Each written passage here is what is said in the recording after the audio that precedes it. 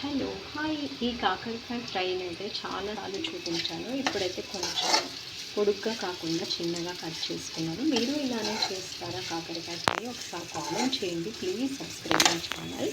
ఇదేంటంటే ఆయిల్ వేసుకోవాలి బాండిలో. తర్వాత కొంచెం వేడయ్యాక మనం కాకరకాయలు చిన్నగా కావచ్చు పొడుగ్గా అయినా కట్ చేసుకోండి. తర్వాత ఏం లేదండి, మంచిగా ఫ్రై అయ్యాక వెల్లుల్లిపాయలు దంచి వేయండి.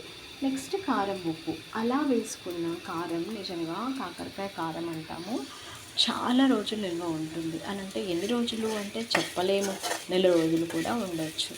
అంటే డీప్ ఫ్రై చేయకుండా ఉంటుందా అంటే ఉంటుంది, బట్ లిటిల్ బిట్ టేస్ట్ మాత్రం కొంచెం తేడా ఉంటుంది.